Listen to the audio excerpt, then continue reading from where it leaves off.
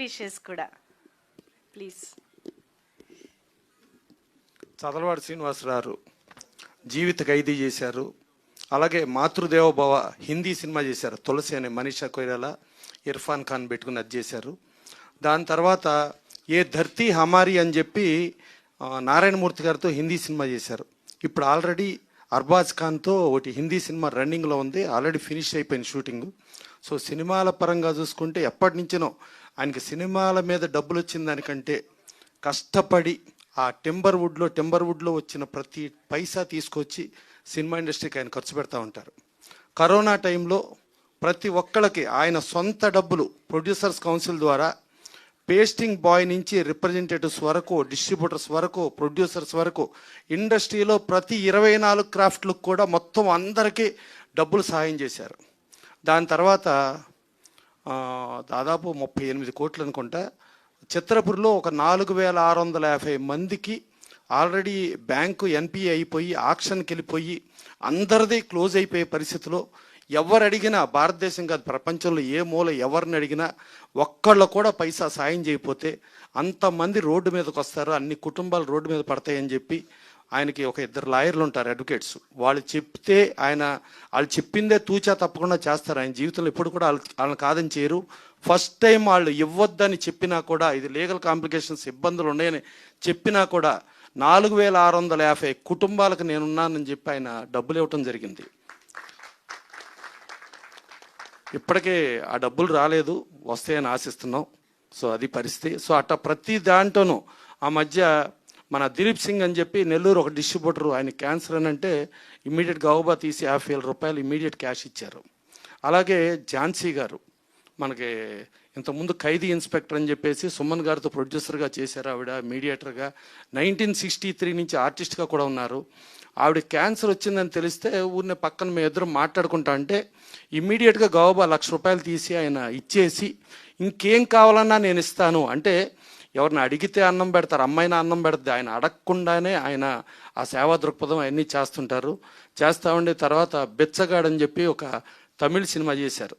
ఆ తమిళ సినిమా చేస్తే ఆ కాస్టింగ్ ఎవరికి తెలియదు, విజయ్ ఆంటోనీ ఇక్కడ పెద్ద ఎవరికి పరిచయం లేదు, ఎవరికి ఇది లేదు.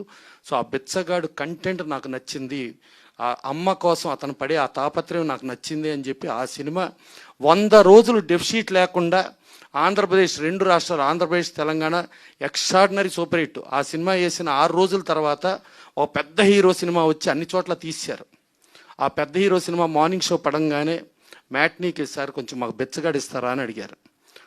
ఫస్ట్ షోకి వచ్చేటప్పటికి ఆ పెద్ద సినిమాని పక్కా జరిపి ఈ సినిమా ఇస్తే 15 వారాలు 100 రోజులు ప్రతి పెద్ద సినిమా వస్తూ ఉంది, వెళ్ళిపోతానే ఉంది, కానీ బెచ్చగాడు వెళ్తుంది. ఆ కంటెంట్ నమ్ముకుని చేశారు. ఫుల్ పేజ్ల యాడ్లు, ఆంధ్రజ్యోతిలో ఫుల్ పేజ్ యాడ్లు, ఆ ఫుల్ పేజ్ యాడ్లని ఈవెన్ అల్లు అరవింద్ గారు అబ్బాయి అల్లు శిరీష్ కూడా నాకు అలా ఫుల్ పేజీలు కావాలనుకుని కోరుకునే విధంగా అల్లు అరవింద్ గారు కూడా ఏంటి ఈయన ఫుల్ పేజీలు వేసేట ఇబ్బంది అవుతుందని అంటాం. అలాగే మనకి తమిళ్లో టీ రాజేంద్ర, సింబు వాళ్ళు ఉంటే అలా ఫుల్ పేజీలు వేసి అంత అద్భుతమైన పబ్లిసిటీ చేసే ప్రొడ్యూసర్ నాకు అప్పచెప్పండి అని చెప్పి అంత రేంజ్లో ఉండ చదలవాడి శ్రీనివాసరావు ఇవాళ ఈ సినిమాలో చాలామంది ఆర్టిస్టులు యాక్ట్ చేశారు. దాదాపు కొన్ని 100 మంది యాక్ట్ చేశారు. కానీ ఆ ఆర్టిస్టుల పేర్లు కాదు, ఆ పాత్రలే ఉంటాయి ఈ సినిమాలో.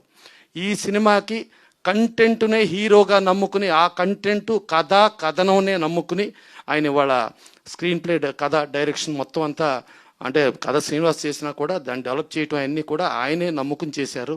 నమ్ముకుని చేసి దాంట్లో చూస్తా అంటే ఒక మహేశ్వరుడు అంటే అనాథలు, అంటే ఒక 2 బిడ్డలను కానీ ఒక తల్లి చనిపోతే ఏ బిడ్డలో లేని వాళ్ళకి దేవుడే దిక్కు అనే దగ్గర ఆ మహేశ్వరుడు ప్రాపకంలో మహేశ్వరుడి దీంతో ఆ పుట్టడం అనేది ఆ దేవుడిది చూపిస్తూ రేపు శివరాత్రి అంటే మహాశివరాత్రి మహేశ్వరుడి దాని రోజున ఈ సినిమాని విడుదల చేస్తున్నారు. విడుదల చేస్తూ కూడా ఆ ఎండలో సింబాలిక్ చూడండి, అక్కడ ఫైట్ జరుగుతుంటుంది, ఇండియా ఫ్లైట్ కింద ఉంటుంది, పైన చైనా పాకిస్తాన్ ఫ్లైట్లు పైన ఉంటాయి. మళ్ళా ఒక తల్లి మీరు వెళ్ళండిరా కొట్టండిరా అని అంటే ఆ చైనా పాకిస్తాన్ ఫ్లైట్లు కిందకి దిగుతాయి, ఫైనల్గా ఇండియా ఫ్లైట్ పైకి వెళ్తుంది. సో ఒక ఛాంపియన్ గెలిచినట్టు, ఒక అనాథలో ఎంత స్థాయికి వెళ్తారు అనేది ఒక కంటెంట్ నమ్ముకుని ఒక సినిమా చేశారు. అది అన్ని భాషల్లో సినిమా ఆయన చేస్తున్నారు.